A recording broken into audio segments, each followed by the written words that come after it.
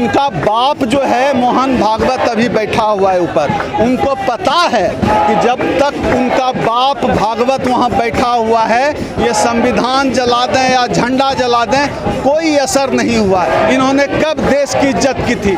इस देश के लोगों के दिमाग में जाति का कीड़ा इनबिल्ट डाल दिया गया है। हम जाति के आधार पर खाना खाते हैं, जाति के आधार पर शादी ब्याह करते हैं, जाति के आधार पर किराए का मकान लेते हैं और देते हैं, तो जाति हम इनबिल्ट हैं। तो मुकदमा अभी ताज़ा हुआ है मेरे पास, देवी देवता के बारे में बोल देंगे तो फिर न मुकदमा हो जाए। इन लोगों की भावनाएं भैया बड़ी कमज़ोर हैं। इनके जो लोग हैं बहुत जल्दी डर जा रहे हैं, तो इनकी भावनाओं को आज हम आहत करने के विचार में नहीं है। डॉक्टर रतनलाल जी ने जितनी आहत कर दी है भावना, उसका रिपेयर इनको करने का मौका। कुत्ते और बंदर, भालू, गधे, इस देश में तो कुतिया की भी पूजा होती है। हम लोग सोशल मीडिया में देखें, क्या ही कर सकते हैं भैया। वैज्ञानिकता जो साइंटिफिक टेम्परामेंट है वो तो ताखे पर रख दिया गया है। क्या ही कर सकते हैं हम लोग इस देश में। इस देश का दुर्भाग्य है। बाबा साहब के संविधान की वजह से पढ़ लिख गए, अच्छा खाना खा रहे हैं, कैसे उनके मुंह से निवाला छीन लिया जाए, इस बात की साजिश इस देश में चल रही है। इस देश में मनुस्मृति लागू करने के लिए तमाम साजिशें इस देश की सरकार कर रही है और उस साजिश का पर्दाफाश भी हो रहा है। बिल्कुल ये पूरी प्लानिंग थी। और जो डॉक्टर रतनलाल जी ने जो लाइसेंस का आग्रह किया, बिल्कुल सही किया। यह इस देश में दलितों को लाइसेंस बांटने का मॉडल वो लोहिया मॉडल है। इस देश में लोहिया मॉडल की ज़रूरत है। अब हम लोग कर्पूरी मॉडल की ज़रूरत है। कर्पूरी साहब ने दलितों को एक मुफ्त लाइसेंस बांटा था बंदूक का। हम लोगों को भी अब बंदूक का लाइसेंस चाहिए। इस देश का दलित अपने संवैधानिक अधिकार के लिए कि हमको भी लाइसेंस चाहिए, हमको भी जीवन जीने का अधिकार है। हम सबका आप फेसबुक वाल उठाकर देख लीजिए, ट्विटर उठाकर देख लीजिए, हम लोगों ने इग्नोर करना शुरू कर दिया है। इतना जान मारने की धमकी हमें रोज़ मिलती है, हम इग्नोर करना शुरू कर दिए हैं। जो डॉक्टर रतनलाल जी की मांग है कि हमें AK-56 का लाइसेंस दिया जाए, वह इस देश के दलितों की मांग है। अब बिना बंदूक के हम अपने जान माल की हिफाजत नहीं कर सकते। अगर इस देश में अपनी जान की कीमत, अपनी जान बचाना अगर कोई गुनाह नहीं हो तो। सर, संविधान खुलेआम जंतर मंतर पर चलाया जाता है, उनके साथ कोई गिरफ्तारी नहीं होती है, कोई केस नहीं बनता है। इनका बाप जो है मोहन भागवत अभी बैठा हुआ है ऊपर। उनको पता है कि जब तक उनका बाप भागवत वहाँ बैठा हुआ है, ये संविधान जला दें या झंडा जला दें, कोई असर नहीं हुआ। इन्होंने कब देश की इज्जत की थी? कब इन्होंने भारत को राष्ट्र के रूप में स्वीकार किया था? तिरंगा लहराने में तो इनको 100 बरस लग गया। और ये देश की बात क्या करेंगे?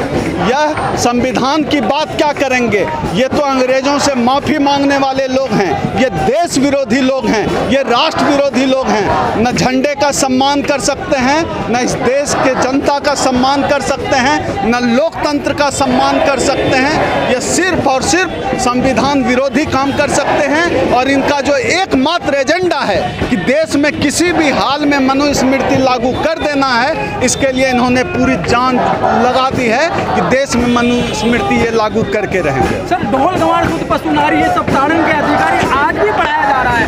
आज भी खुलेआम टीचरों को कहा जाता है इसको पढ़ाया जाए, इन पर FIR नहीं? बिल्कुल नहीं होगा। मैंने जैसा कि अभी कहा है, यह देश अब मनुस्मृति से चल रहा है।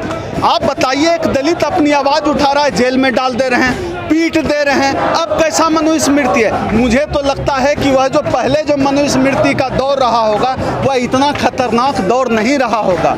उस समय भी पढ़ने पे कान में पिघला हुआ शीशा डाल देते थे। आज भी रोहित वेमुला को आत्महत्या करनी पड़ती है, आज भी मुत्थू को आत्महत्या करनी पड़ती है, आज भी पायल तड़वी को आत्महत्या करनी पड़ती है।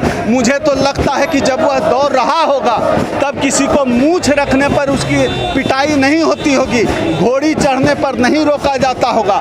आज का दौर ज़्यादा खतरनाक हो गया है। मनुस्मृति 2014 के बाद से अघोषित और घोषित रूप से लागू हो चुका है। पुलिस की इतनी बड़ी हिम्मत नहीं कि वो डॉक्टर रतनलाल को गिरफ्तार कर ले। और कहीं से बू आ रही है। नहीं, ये पूरा तो आरएसएस का खेल है और पुलिस आरएसएस के इशारे पर चलती है। पुलिस आरएसएस के इशारे पर चल रही है। आरएसएस का जो एजेंडा है मनुस्मृति लागू करने का, दलितों के गले में हरिया, कमर में झाड़ू लटकाने का, डॉक्टर रतनलाल जैसे बौद्धिक लोग, इंटेलेक्चुअल लोग आरएसएस की उस साजिश के खिलाफ हैं, उसके खिलाफ लोगों को अवेयर करने का काम कर रहे थे, वो बाधक थे, इसीलिए रतनलाल जी को उठाकर अंदर किया गया। सर, उत्तराखंड में जो भोजन माता थी जिसको हटा दिया गया था पिछले साल, उसको फिर से जो हटा दिया गया, खाना खाने से इनकार कर दिया बच्चे। डॉक्टर अंबेडकर ने एक जगह लिखा है कि भारत बौनों की प्रजाति वाला देश है जिनका ठीक से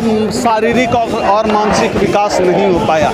इस देश के लोगों के दिमाग में जाति का कीड़ा इनबिल्ट डाल दिया गया है। हम जाति के आधार पर खाना खाते हैं, जाति के आधार पर शादी ब्याह करते हैं, जाति के आधार पर किराए का मकान लेते हैं और देते हैं, तो जाति हम इनबिल्ट हैं। तो यह जो एक कोई घटना आपको उत्तराखंड में सामने आ गई तो हमें पता है, न जाने ऐसे लाखों घटनाएं ऐसी रोज पूरे देश में हो रही है। लेकिन कहते हैं देवभूमि है उत्तराखंड, तो वहाँ देवों का वास है, ऐसा कहा जाता है। देखिए, फिर कुछ कंट्रोवर्सी वाला एक तो मुकदमा अभी ताज़ा हुआ है मेरे पास, देवी देवता के बारे में बोल देंगे तो फिर न मुकदमा हो जाए। इन लोगों की भावनाएं भैया बड़ी कमज़ोर हैं, इनके जो लोग हैं बहुत जल्दी डर जा रहे हैं, तो इनकी भावनाओं को आज हम आहत करने के विचार में नहीं है।